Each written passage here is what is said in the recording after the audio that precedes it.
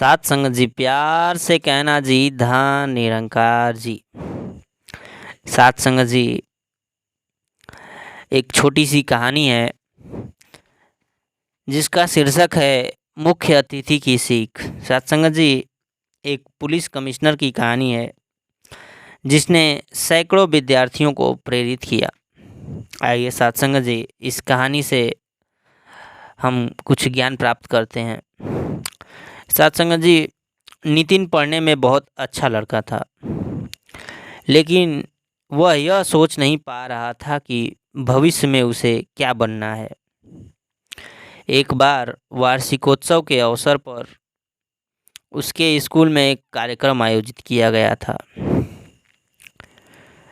शहर के police commissioner को मुख्य अतिथि के तौर पर बुलाया गया था।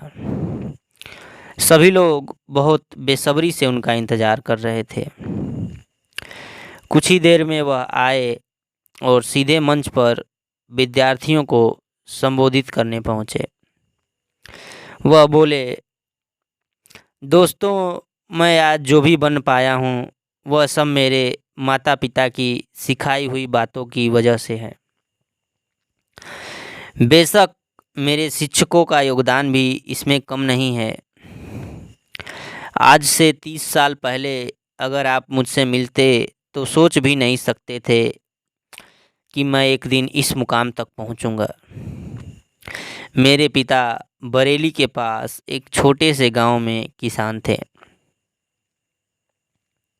हमारे पास एक छोटा सा जमीन का टुकड़ा था जिस पर हम आलू की खेती करते थे। पिताजी पूरा खेत जोतते थे तथा माँ और मैं मिलकर पतली पतली नालियों से कतार में बीज डालते जाते थे। फिर मेरे दोनों भाई उसके ऊपर खाद का मिश्रण डालते थे। खाद पड़ जाने के बाद उन नालियों को मिट्टी से भर दिया जाता था। लगातार देखभाल और सिंचाई करने के बाद वे बीज बड़े बड़े आलू बन जाते थे। मुझे अब भी याद है कि वे आलू कितने मीठे हुआ करते थे।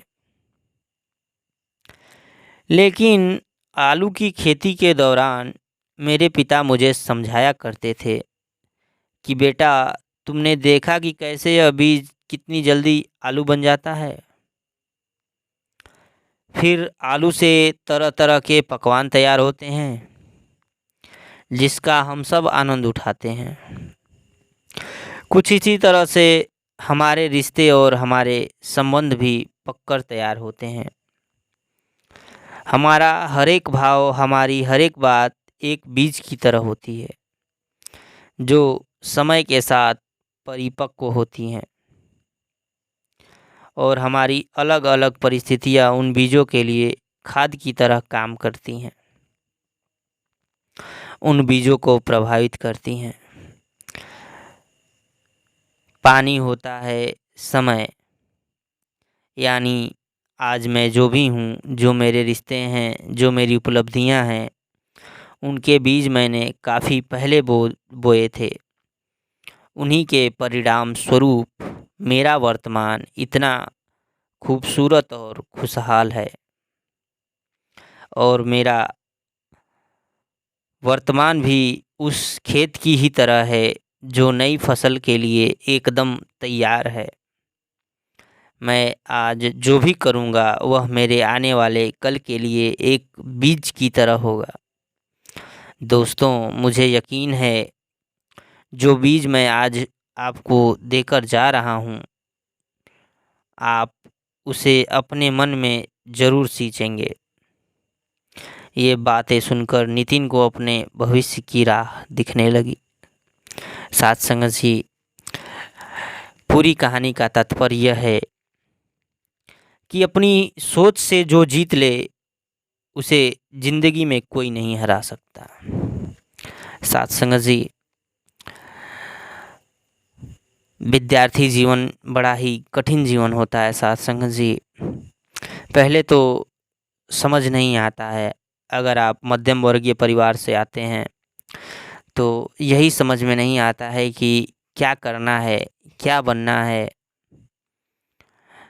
आप कोई भी चीज़ अपने मन में नहीं बिठा सकते हैं कि नहीं यही करना है साथ संगत जी। अगर आप मध्यम वर्गीय परिवार से आते हैं तो साथ संगत जी,